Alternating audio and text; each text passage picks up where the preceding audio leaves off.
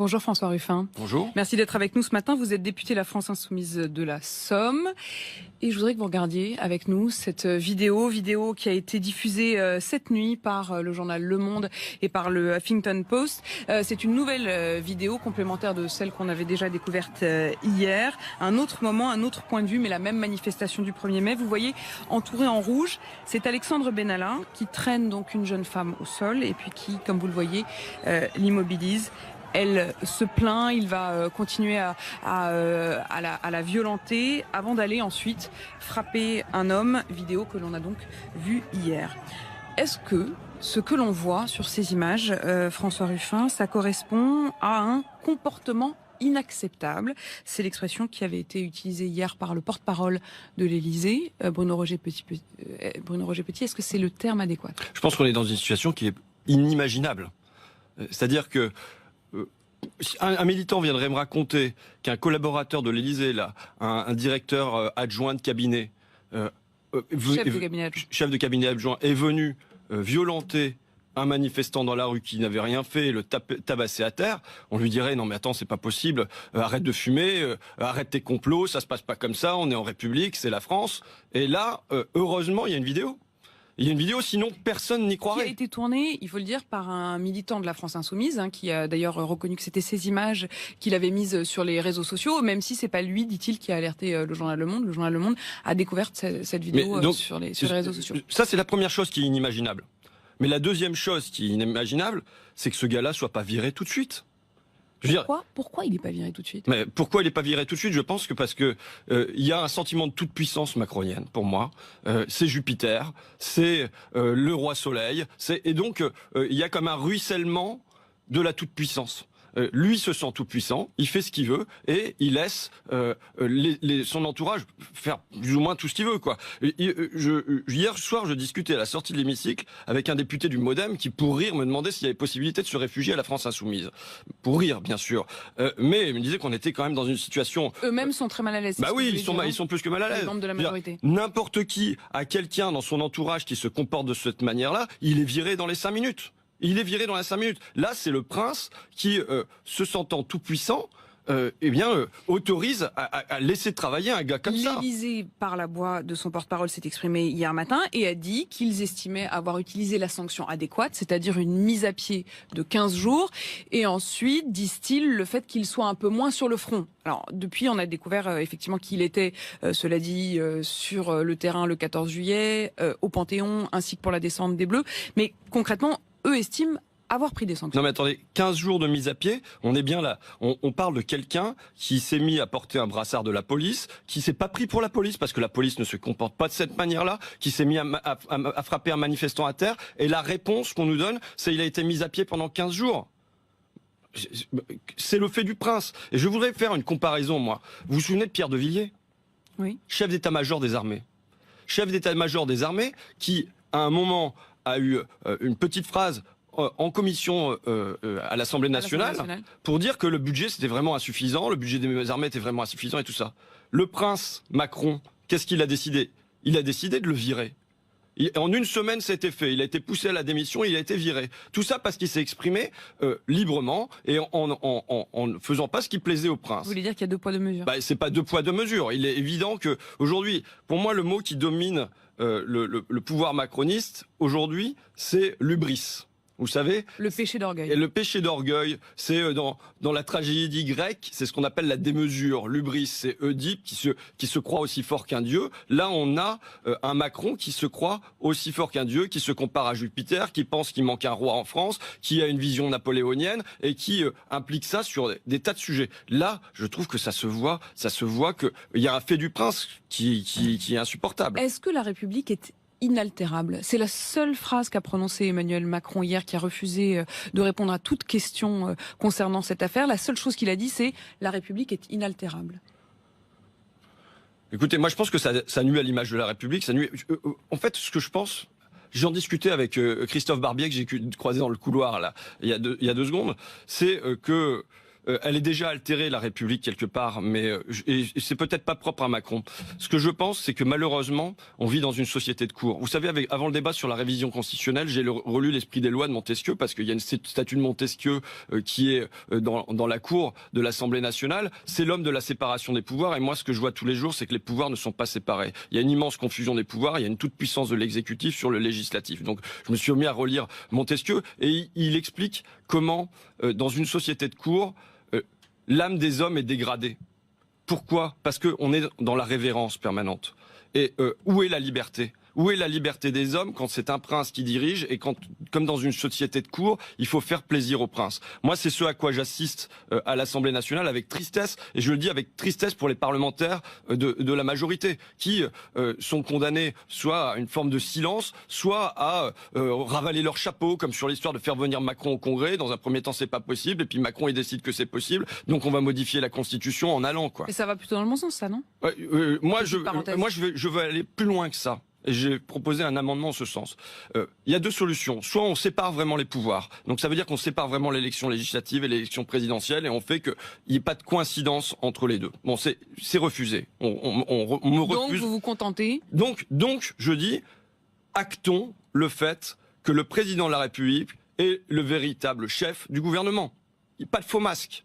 Pas de faux masques. Pas d'hypocrisie. Pas d'hypocrisie, pas de Premier ministre, ainsi de suite. Et donc, il faut que le chef de l'État, Emmanuel Macron, puisse venir s'expliquer devant le Parlement, qu'il puisse avoir des questions des parlementaires. Vous voyez, par exemple, hier, il y a une commission d'enquête qui a été lancée. C'est exactement ce que j'allais vous demander. La commission des lois va se transformer en commission d'enquête. Elle a accepté finalement de le faire. Ce sera à partir de la semaine prochaine.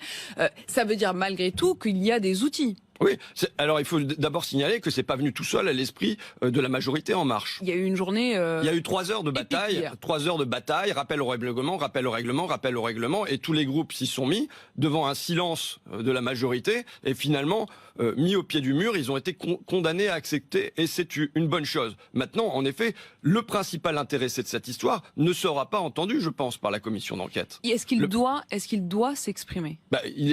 Comment c'est pensable? Il a son chef de cabinet adjoint qui vient s'éprouver d'aller tabasser des gens dans la rue. Il travaille encore à ses côtés à l'Élysée et il ne s'exprimerait pas. Vous savez, il y a un truc qui me fait marrer là-dedans personnellement, si on peut porter un regard amusé sur cette chose. C'est que tout ça se produit entre le 1er et le 3, 4, 5 mai. Exactement. Le 5 mai, vous vous souvenez peut-être, mais je suis l'initiateur de la fête à Macron. La fameuse fête à Macron qui était elle-même une manifestation. Voilà. Et entre le 1er et le 5 mai, je me prends des remontrances dans tous les sens.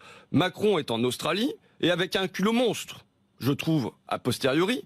Il vient me donner la leçon depuis l'Australie sur le fait que c'est un appel à une manifestation violente, que les Collomb, Darmanin, Philippe, Griveaux, ils vont se relayer tous pour dire que c'est un appel à la violence, quand bien moi j'ai tout fait à ce moment-là en discussion avec la préfecture de police pour que ça se passe de la manière la plus pacifique possible, et c'est ce qui s'est produit à l'arrivée. Mais pendant tout ce temps-là, ces gens-là sont venus me dire que moi je montais des appels à la violence. Quand ils avaient dans le bureau à côté, ils gardaient dans le bureau à côté, à l'Élysée, au sein même quand même du palais, qui est le palais du président de la République, ils gardaient un violent. Et un violent dont c'est prouvé. Et en plus, qu'il n'en était pas à son premier fait d'armes. Il le garde auprès de lui. Et en même temps, ils ont l'indécence, parce que c'est de l'indécence, de m'accuser, moi, de monter des manifestations violentes. Là, les violents, ce sont eux qui gardent à leur côté des violents. Est-ce qu'ils sont encore légitimes aujourd'hui, justement, à pouvoir répondre à ce que vous leur dites, puisque vous estimez qu'au fond, ils ne jouent pas le jeu, ils font 2 poids 2 mesures? C'est même plus 2 poids 2 mesures. C'est que on est dans une situation qui est complètement lunaire aujourd'hui, mais je pense que vous le mesurez. On est dans une situation lunaire où un homme dont il est prouvé qu'il a été violent, gratuitement, il y avait aucune légitime défense, il n'y avait rien du tout, il n'y avait aucun motif, continue à travailler aux côtés du président de la République à l'Élysée. Il est sur les Bleus aux Champs-Élysées. C'est pas tenable pour Monsieur Benalla, mais il faudrait se demander, pour moi, de quoi c'est symbolique. De quoi? Qu'est-ce que ça dit? Pour moi, ça dit quelque chose de la toute-puissance, de la démesure, de l'hubris du président de la République, qui ne se rend plus compte que... Mais je dirais que c'est une indécence que je retrouve sur d'autres thèmes, moi.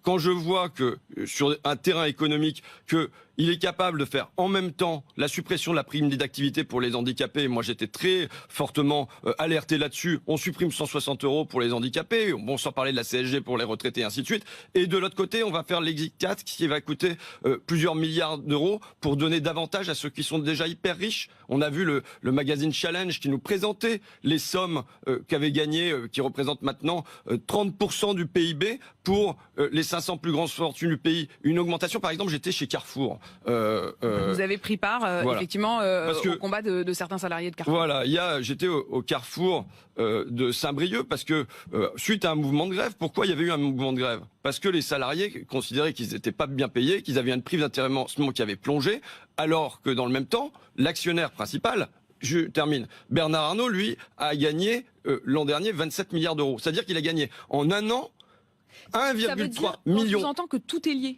Oui, pour moi, tout est lié. Pourquoi tout est lié? Parce que Macron, pour moi, est l'incarnation de l'oligarchie. C'est l'argent qui a pris sa place à l'Élysée. Et c'est une classe qui s'est détachée des hommes.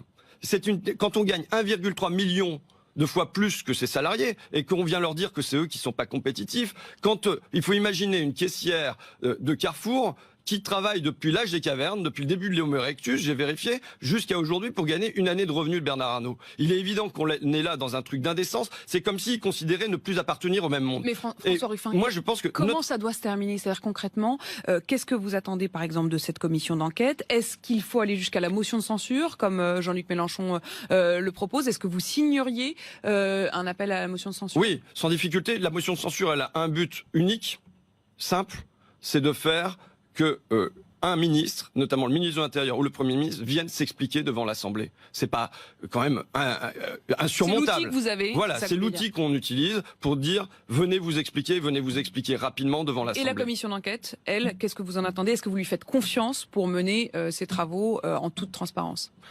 J'espère que, compte tenu de la gravité de la crise, chacun à l'intérieur de la commission d'enquête, et y compris la majorité, prendra ses responsabilités pour qu'il y ait de la transparence et qu'on s'approche de la vérité. François Ruffin, vous parliez de vous-même justement du fait que pour vous tout est lié, et y compris ces questions aussi d'argent, de revenus.